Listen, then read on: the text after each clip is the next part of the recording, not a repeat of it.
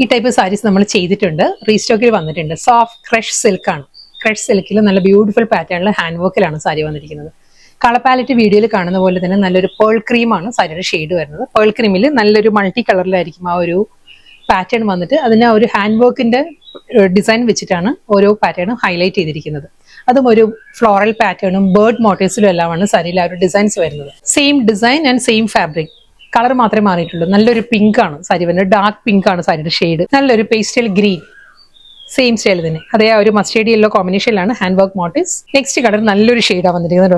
Peach blended പപ്പായ orange ആണ് സാരിയുടെ shade വന്നിരിക്കുന്നത്. പപ്പായ ഓറഞ്ചിന്റെ ടോണും വന്നിട്ടുണ്ട്, പീച്ച് ടോണും വന്നിട്ടുണ്ട്. നെക്സ്റ്റ് സാരി ഫാബ്രിക്കും പാറ്റേണും എല്ലാം മാറിയിട്ടുണ്ട്. മൂങ്ക ചെക്കോട്ടയാണ്, സോഫ്റ്റ് മൂങ്ക ചെക്കോട്ടയാണ് സാരിയുടെ ഫാബ്രിക് പറയുകയാണെങ്കിൽ. ഓഫ് വൈറ്റ് ആണ് കളർ വരുന്നത്. അതിൽ നല്ലൊരു സോഫ്റ്റ് പേസ്റ്റൽ പീച്ചിൽ ആപ്ലിക് വർക്ക് ആൻഡ് എംബ്രോയിഡറി വർക്കിലാണ് സാരി വന്നിരിക്കുന്നത്.